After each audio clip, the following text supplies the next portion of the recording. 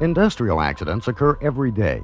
Some are major, with injuries to workers and damage to property, but most are minor and don't involve time loss, medical care, or repairs to property. So why should every accident be investigated, regardless of the size or severity of the accident? Why not just investigate major accidents and save time? Well, that's what this program is all about. We want to explain the basics of accident investigation and the benefits of investigating every accident, regardless of its size or severity, and why this policy is an essential part of your overall safety program. Let's begin by explaining the misnomer accident. It's misnamed because most dictionaries define the word accident as an uncontrolled event.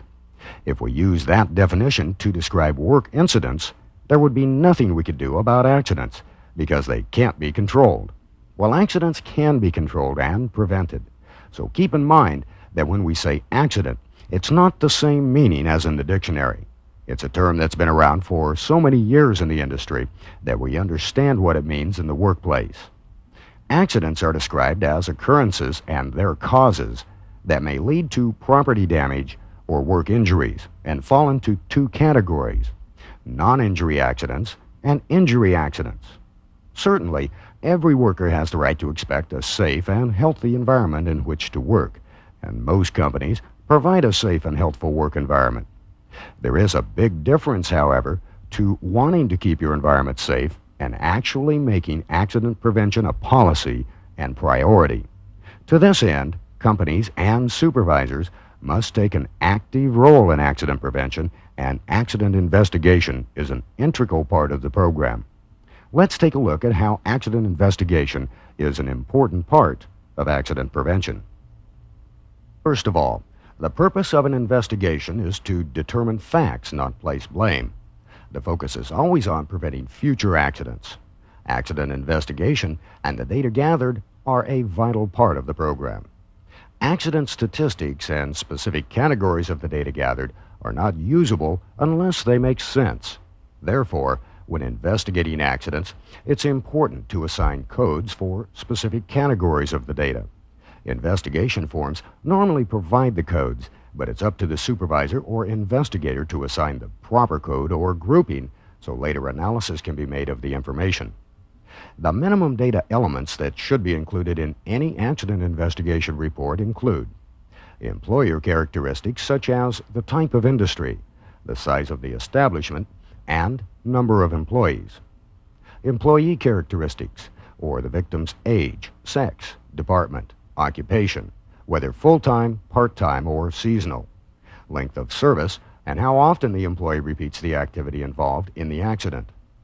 A narrative description of the accident itself, including what the person was doing, what objects or substances were involved, all actions which led to the accident, and a brief history of any preceding events that might have contributed to the accident. Any other conditions, such as temperature, light, noise, or weather that related to the accident should also be noted in the narrative. Characteristics of the equipment associated with the accident, such as the type, brand, size, distinguishing features of the equipment, its condition, age, and of course the specific part or parts involved. Characteristics of the task performed at the time of the accident, both the general category of the task, such as repairing a motor, and the specific activity, such as using a torque wrench on an automobile wheel. Time factors, or the time of day the accident occurred, such as the first hour of the swing shift, mealtime, or overtime. The use and nature of preventative measures, which should include the following questions. Was personal protective equipment required and worn at the time of the accident? Did the employee's clothing affect the accident sequence? What was the level of the employee's training? Did standards or procedures exist for the task, and were they followed? If not, then why not? Were all safety guards in place and in use? Was the supervisor on the job? What immediate action was taken to prevent other accidents? The severity of the injury and the part or parts of the body affected should also be discussed.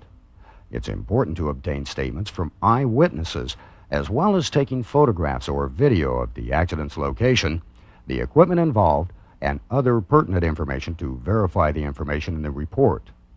As reports are collected, classifications for organizing accident data for analysis can be created. Generally, in most cases, some basic form is used to begin your database. Some companies use computer databases for analyzing accidents and injuries. However, the most important part of analysis is to determine patterns of accidents in similar areas, at similar times, and under similar circumstances for trends that will justify corrective action. If you're finding that many injuries are occurring within 30 minutes of returning from meals or breaks, that tells you the attention span of employees may be distracted during this period. Corrective action could be to hold short meetings immediately upon returning from meals or breaks to improve awareness and reduce these exposures during this time.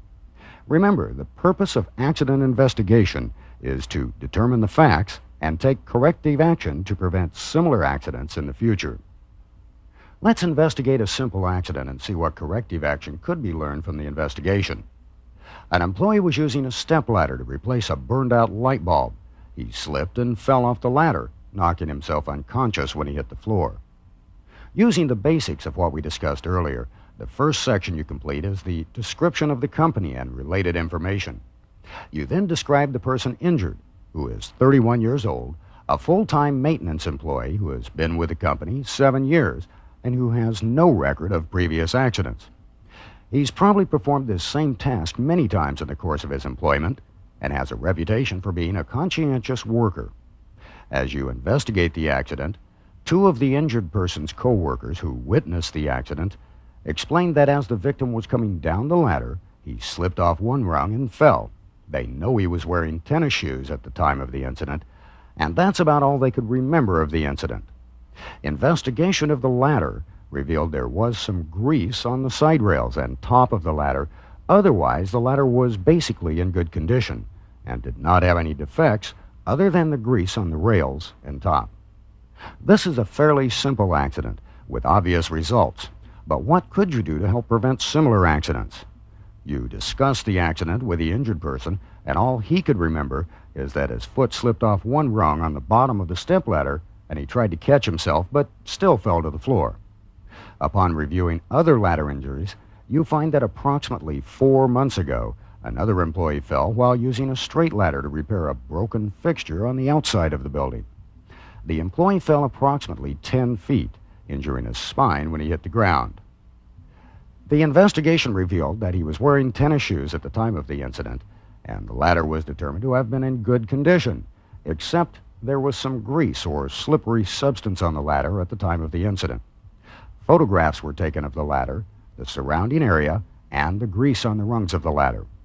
Going back further into accident analysis and statistics over the years, there have been several ladder accidents. 4 out of 7 accidents involved persons wearing tennis shoes. 5 out of 7 revealed grease or slippery substances on the ladders. 1 ladder was damaged, and 1 ladder incident involved use of the wrong type of ladder for the job being performed. By analyzing past similar accidents, you can begin to see what needs to be corrected to prevent future accidents.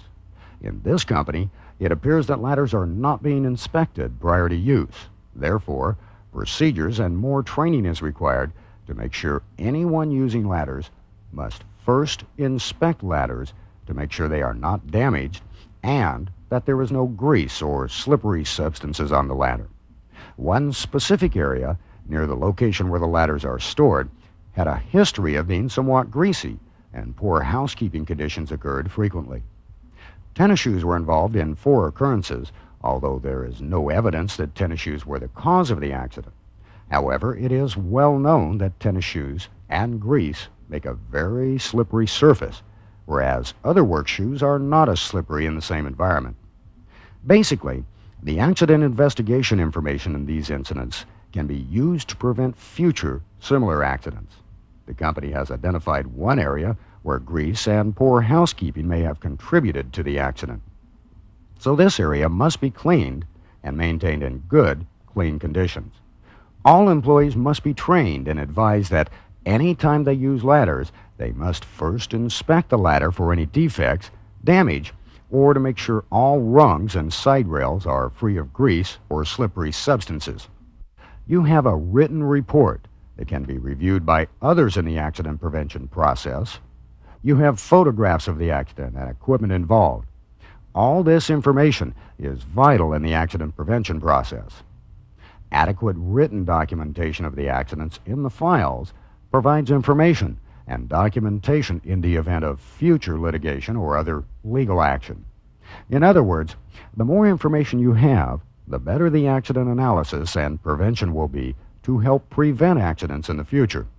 It's very cost-effective to investigate all accidents, even if there's no injury or property damage. If you investigate a near miss, you create the possibility of preventing an injury. Take accident investigation seriously, because it does make a big difference. Don't let anyone tell you that accidents can't be controlled or prevented, because that's what safety is all about: accident prevention. Thank you.